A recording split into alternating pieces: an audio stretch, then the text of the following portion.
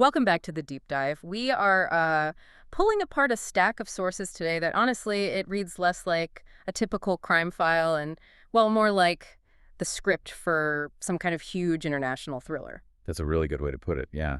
We're doing a deep dive into this campaign of deception run by Nicholas Rossi, a man who, really depending on the day, maybe the continent, was known as Nicholas Elaverdian or Arthur Knight and, gosh, at least a dozen other names. Right. So our mission today is pretty straightforward. We're basically tracking his decade-long run from the law, trying to deconstruct this performance of his, this perpetual victimhood thing. And maybe most importantly, we want to pinpoint the key moments, the forensic science, the international cooperation that finally brought it all crashing down. Yeah, and it's a really complex case study in, well, pathological manipulation. Yeah. Before we even get to the manhunt, the flight part, we really have to understand the groundwork, how he built this. Because this wasn't just like a sudden panic and run. It was a career, really, of fraud and sexual offenses built on this persona that seemed, at first glance, pretty harmless. Okay, let's unpack this. Starting at that foundation, back in Rhode Island, right? Where he was mostly going by Nicholas Alaverdian. He built up this amazing shield. He had this really sympathetic public image, an outspoken child welfare activist. He even used his own story, being in foster care to get credibility, got access to some influential people that way. He was building trust. Yeah. Using it like currency. But at the exact same time, literally concurrently, his criminal side was developing. Yeah. Way back in 2008, using the name Nicholas Rossi over in Ohio, he got convicted. Public indecency and sexual imposition. Ah, okay. And that conviction meant he had to register as a sex offender. That designation, that legal requirement, that's really what seems to have kicked off his life permanently on the run. What's fascinating here, though, is how fast he turned to, legal tricks. Even right after that Ohio conviction, he tried to get a new trial, claimed he had new evidence, the MySpace post from the victim, he said, proved she was lying. But it was fake. Totally fake, or at least that's what the expert said. A computer forensics expert basically shut that down hard. Testified the post was, and I'm quoting here, altered or fabricated entirely with 90% certainty. Wow. So the key takeaway there, I think, is his core message wasn't just lying. It was actively creating false evidence, stuff that looked legally sound. He practiced this from the get-go. Which explains why years down the line, when the Utah charges finally caught up, his big defense was this grand narrative, right? That it was all a massive conspiracy, orchestrated by Rhode Island officials just to get back at him for his activism. He was always building that story, the persecuted hero. Always setting the stage for the next act. Exactly. Okay, so let's shift focus now to the main crimes that eventually tied all these identities together and, well, brought him down. Those 2008 offenses in Utah. The sources lay out two different rapes that year, and they really show his calculated approach. Right. The first one, in Salt Lake County, it kind of shows his method of targeting vulnerability. Prosecutors describe the victim as particularly vulnerable. She was recovering from a traumatic brain injury. Wait, did he know about the brain injury, or was that just, a horrible coincidence? It sounds very targeted, like someone easy to manipulate. Based on what we've read, it really seems he jumped on that. He pushed this whirlwind romance, got engaged in 2 weeks. 2 weeks. Yeah. And this super intense, fast commitment. It seemed to be the cover for some pretty intense financial exploitation. She was footing the bill for everything: dates, car repairs, even taking on debt for engagement rings he picked out. Yeah. And the assault, well, that happened only after she tried to break off this relationship, which sounds like it was already emotionally abusive and controlling. That pattern. The emotional and financial abuse first, then the sexual assault. That's really chilling. It absolutely is. And the second case, this one's in Utah County, involved another woman, another former girlfriend. It happened after an argument about money he'd supposedly stolen from her. Now, what makes this case the real linchpin is that she reported it right away, the next day. And crucially, a rape kit was performed. Okay, so there was evidence from the start, but this is where the system it dropped the ball completely, didn't it? Massively, yeah. The Utah County case, reports say it was closed by a police sergeant, no less, who apparently decided that the victim's actions after the assault, she apparently went to dinner with Rossi later, he decided that wasn't how a real rape victim would act. Seriously, based on some stereotype, that's infuriating. It really is. It just shows how these, subjective, flawed judgments based on harmful ideas about how victims should behave basically gave Rossi a free pass for a decade. Let him dodge accountability. Both cases just went cold, sat there for 10 years. So justice didn't come from the initial police work?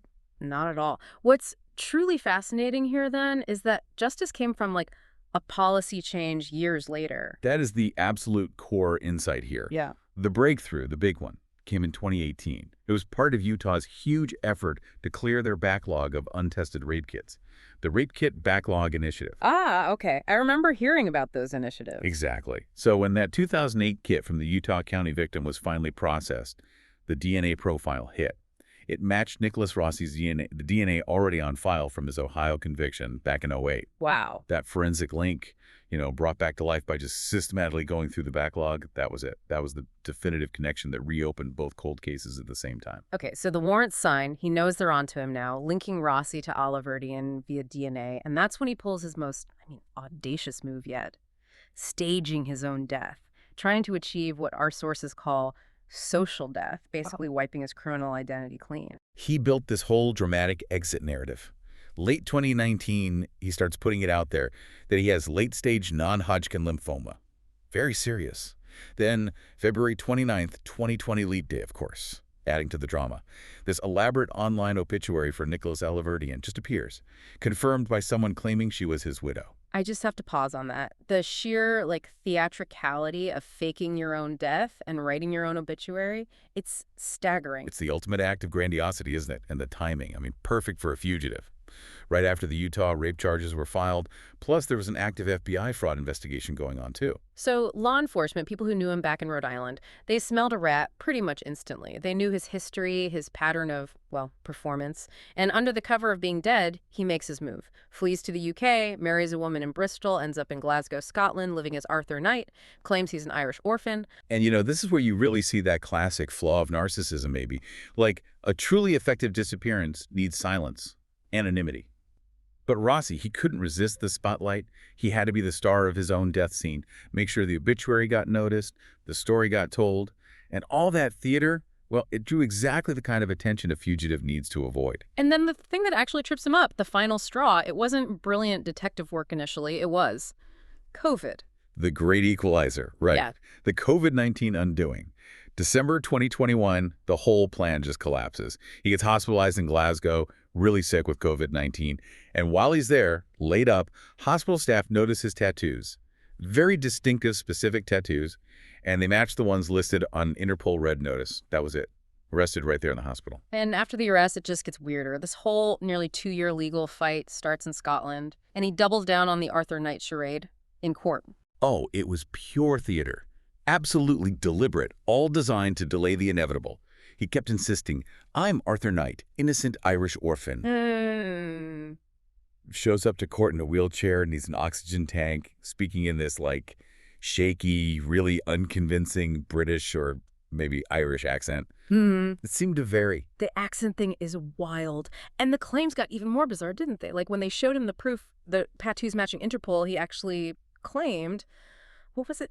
That the authorities must have tattooed him while he was unconscious in the hospital just to frame him? Yeah, just completely outlandish stuff. The Scottish judge later called those claims fanciful. And, the smart thing the Scottish court did was just methodically focus on the facts, verifiable stuff. Fingerprints, tattoos, that became the ultimate check on all this manipulation. They even had a prison doctor testify, said there was absolutely no medical need for the wheelchair, described his legs as strong and athletic. Wow, wow. The commitment to the lie, though, to keep up that accent, the whole physical act for almost 2 years, is genuinely shocking. Well, that intense, pervasive deception, the grandiosity, the absolute lack of empathy, it really does align strongly with diagnoses like narcissistic personality disorder, NPD, and also antisocial personality disorder, ASPD. Sometimes that combination gets called malignant narcissism. Malignant narcissist, okay. And if we connect this to the bigger picture, his absolute refusal to admit who he was, even when the evidence was overwhelming, it was likely a kind of psychological defense. For someone like that, maybe dropping the Arthur Knight persona meant facing a lifetime of failure of crime. Yeah. So the court just sticking rigidly to objective evidence, not the performance, that was the only way through his narrative chaos. Okay, so fast forward. January 2024, he's finally extradited back to Utah. He apparently tried the Arthur Knight thing for a bit longer. Briefly, yeah. But then, in what seems like a purely calculated legal move, October 2024, He formally admits it. Yes, he is Nicholas Aliverdian. The charade just wasn't working anymore, legally speaking. So the Salt Lake County trial kicks off August 2025. He's still showing up in the wheelchair, right? Still in the wheelchair. And the defense strategy, now that identity wasn't the issue, it shifted. Attacking the first victim's credibility, pointing to that decade-long delay before the charges were filed. Standard tactics, really. But the prosecution, they had a key move, didn't they? Something that really shifted the courtroom dynamic. They didn't just rely on victim one and the DNA. Exactly. This was pivotal, strategically and I think psychologically too. They called the victim from the second Utah County case to testify, the one whose rape kit finally led to the DNA match. Ah, bringing in the pattern. Precisely. Her testimony established this clear, predatory modus operandi, this pattern of financial abuse, emotional abuse, leading to sexual exploitation. It completely changed the narrative from, a disputed he said, she said with one person into a documented pattern of behavior with multiple women. Made it much harder for the jury to just dismiss the first accuser as, like, one vengeful ex. The weight of that pattern became undeniable. And the outcome? Guilty.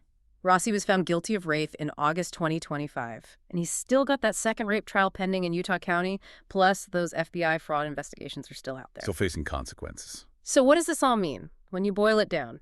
This conviction, it came from a combination of things, didn't it? The resilience of these women, these victims who spoke out. Then there's the objective power of DNA evidence, unlocked by that Rape Kit initiative, a systemic fix. And finally, that solid international cooperation through Interpol finding him in Scotland. It also kind of taps into that public fascination we see now, moving beyond just serial killers and true crime towards these master con artists. People want to know how they do it, the mechanics of the deception. And that really brings us to the final thought, maybe the ultimate lesson from these sources. Rossi's whole game, his schemes, they relied on manipulating people one-on-one, exploiting old-school paper systems. It was very pre-digital kind of approach in many ways. He could fool individuals, sometimes for years. But what finally got him? Immutable, modern evidence. His DNA profile sitting in a database, his digital footprint eventually tracing into Glasgow, and those permanent physical markers, his tattoos. Things he couldn't talk his way out of. Exactly. He couldn't defeat these interconnected, data-driven justice systems in the end. Which does leave us with a pretty big question for you, the listener, to think about. In this new reality we live in, where data, science, DNA, digital trails, they hold these permanent records that can be checked and rechecked even decades later, is the long-term survival of that kind of narcissistic, manipulative con artist becoming, well, fundamentally impossible? Something for you to mull over.